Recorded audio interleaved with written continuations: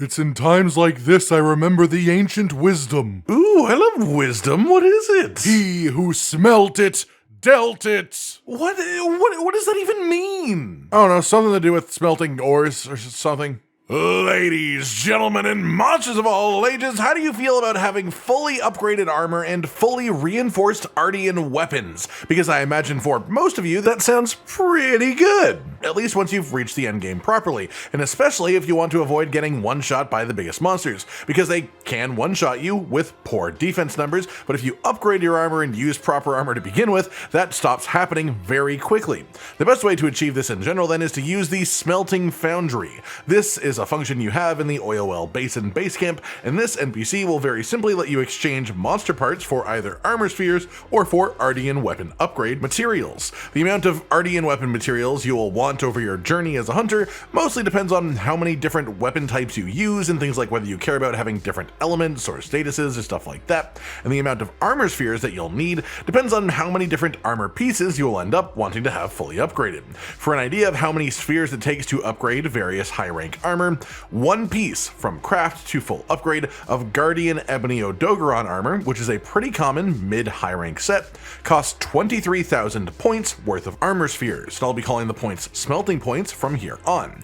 Every armor slot of a set costs the same as the rest of the set, so the full Ebony Odogoron set would cost 115,000 smelting points to upgrade from base. Moving to the proper deeper endgame sets then, all Apex armor sets, as well as Gore Magala's armor, cost 31,000 smelting points to fully upgrade a singular piece, which is 155,000 points to upgrade the full set. Then the small number of rarity 8 armor sets that we currently have cost 45,000 smelting points to fully upgrade one piece of it, which is 225,000 smelting points for an entire set fully upgraded. The fun part of this as well is that we can completely judge artian weapons by the same metric too. It takes 50 Oricalcite to fully upgrade a rarity 8 artian weapon. One Oricalcite costs 300 smelting points at the Smelting Foundry to create, and so 50 Oricalcite is the equivalent of 15,000 smelting points, which is the cost of fully reinforcing one artian weapon. At the Smelting Foundry, you trade in and recycle monster parts that you don't want to turn them into these points, and turn those points either directly into armor spheres or into Oricalcite to actually reinforce your artian weapons. The armor spheres here cost the exact amount of points to make as the amount of points that they contribute to upgrading your armor at the blacksmith, which means that you need 225,000 smelting points worth of monster materials total to fully upgrade a rarity 8 armor set, or 15,000 through the ore smelting to make enough Oricalcite to reinforce one rarity 8 artian weapon to its full values. All that said, I'll be scrolling through the monster material list here that you can trade in as well, and we will talk about how to use this knowledge to effectively farm the right choice of parts, the right monsters, and the best way to get your smelting points as quickly as possible. That said, while going through this list, you will notice of course that higher difficulty tier monsters give you more points for each of their parts, and this is an attempt to make it worth how much harder the quest will be, and approximate how much longer the quest will take you as well, of course. For a good scale of the value of each monster for smelting points, I like to use the gems as a reference. The super low tier monsters all have generic gems like beast gems or bird gems instead of something like Rathian, who does get her own gem, which does match the value of these, and these are all worth 300 smelting points for each gem. The more mid-tier monsters that actually get their own specific gem rather than a generic one are all worth 500 points. Then we get to Apex monsters of each region, as well as Gore Magala specifically, who counts the same as them, and their gems are worth 800 points each. And then finally at the very top we have Arkveld, whose gems are worth a full 1,000 smelting points exactly. That means 15 Arkveld gems will get you one upgraded artian weapon at rarity 8.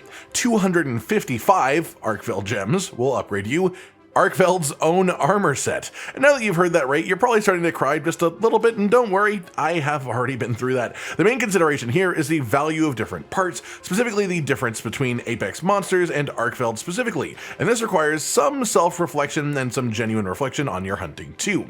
How are you at hunting Arkveld? How strong is your build and your setup, and how good are you at using your weapon in combat? If your Arkveld quests are 20% slower, the actual completion time, than fighting something like Duna Ray Dao, new Udra, or Jin Dahaad, then it is technically more efficient to hunt any of those apexes. Arkveld's materials are worth 20% more points on average, so let's say it takes you 8 minutes to hunt an apex. If it takes you 10 minutes to fight Arkveld, then you're on exact equivalent value between them. So you need to sort of consider that, you need to think about your hunts and decide based on that, because it just won't be the same for every person. An extra note, you get the Hunter Symbol 3 item after a tempered apex monster or above quest 2, and you can get multiple, and these are worth 90 smelting points each, which is pretty solid, which does add an extra bit of smelting point value to tempered monsters over the regular versions, though this is also evened out quite specifically by the fact that the smelting point rewards that you want from investigations very much run counter to the actual tempered monsters, because you will get so many boxes full of artian parts that will get rid of the boxes that are full of actual monster parts.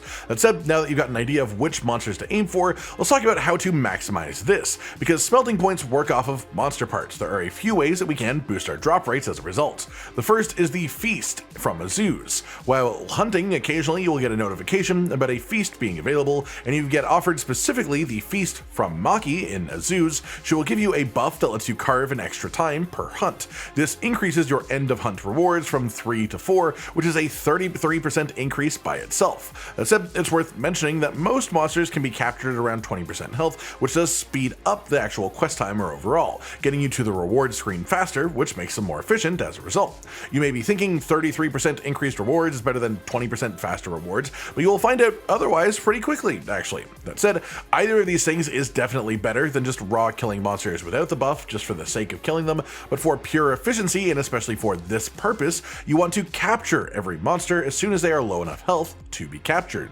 That said, the final step to all of this is investigations and how to create good ones. Your aim is either arkveld or apex monsters. Apex monsters can only spawn on their own home map, and will only spawn when their environment is set to an inclemency. So to force spawn new apexes and look for good investigations for them, you want to rest in a camp within their region, and specifically rest for inclemency every time, getting you a guaranteed spawn each rest of the apex that you are after.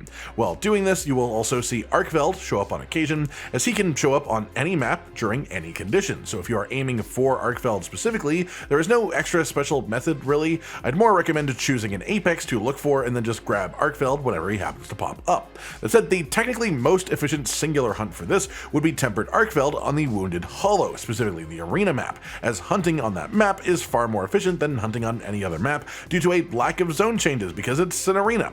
And while you can make an argument for apex farming being better than arkveld in general, apexes cannot even spawn in the Wounded Hollow, which makes that specific quest type with arkveld there the best that you can get for smelting point farming through monster materials. That said, what you are looking for as rewards from the investigations themselves is things like guaranteed gems. That's the singular best way of boosting your reward rate per quest completion for smelting point value at least, so always aim for gem quest rewards from these target monsters. Past that, you want the bronze bag with the star on it. This represents rare monster parts being given at the end of the quest. These ones are typically the second highest rarity of parts a monster will drop, things like claws or fangs or tails, not quite plate or gems guaranteed, but better than just pure scales, and so they do always have a chance of rolling the really high value parts too. So these are second priority on an investigation, behind the one guaranteed gem for at least the purpose of smelting points. Then finally are the gray or white common bag reward boxes. These are just sort of simple parts like scales. They have smelting point value though for sure, just less than the rare parts and way less than a gem. So that is your priority for investigation reward boxes. These investigation reward boxes can be so genuinely good for monster part farming and smelting points that they are the most important part of the hunt itself. You care about these rewards far more than carve rewards or capture rewards, and that's why you should always capture when doing this, because it gets you things like that guaranteed gem 20% or so faster. A sort of bonus tip here is that while a lot of players find that they have faster hunts solo than when doing like SOS flares for any number of different factors, if you use SOS flares to search for a specific target, then you can search through the quests that other people thought were worth doing. And this can be an easy way to find something like a guaranteed gem quest without having to farm and refresh one for yourself. And oftentimes an SOS flare quest will already be at least a couple of minutes in before you find it too, which is just time that the monster is already being hunted before you even arrived, so that cuts time off of the whole quest too.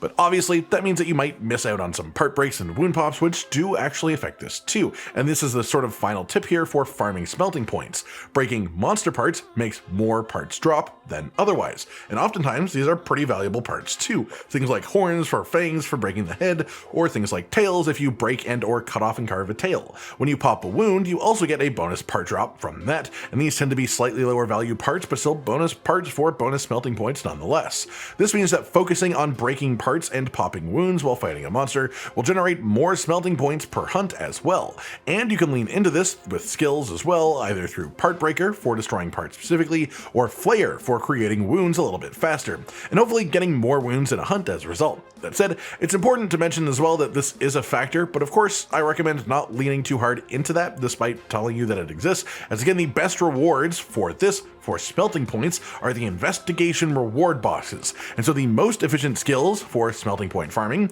are the ones that kill the monster the quickest above all else, not the ones that get you more part breaks or get you more wounds. Then finally, the last thing to mention is that event quests are starting to come out at this point. As of the time of this recording, we don't have one quite yet that gives you armor spheres, but very soon on the schedule we know there will be an event quest that drops armor spheres as a reward. We don't know which ones it will drop, we don't know how many it will drop, but if your goal for smelting points is for armor spheres, it is entirely possible that the event quest will be your best bet at some point once a good enough one happens, and as long as it's in rotation. And if they turn out to be really lucrative, we will absolutely let you know when that happens. That just about does it for today, and everyone, the smelting foundry and what you can do with it, the relative value of monster parts to their actual applications with armor spheres and Oricalcite and what those upgrade, and everything that I know about how to maximize your smelting point farm to get these resources as quickly as you can. Hopefully this helps you out then, and if you know of anything that I didn't mention, please leave it in the comments down below. Like if you liked the video, subscribe to the notification bell for more, and most importantly, ladies and gentlemen, until next time, stay sweet. Josh, Cotton, and Hollow with the videos, dropping the humor like a hammer on your tippy toes, bringing entertainment on a daily arrangement to take our insanity and turn it into entertainment. Yes, I said entertainment twice, to reiterate that it is nice to look into your faces on a mostly daily basis when you let us in your homes to make the whole world a stage. Goodbye.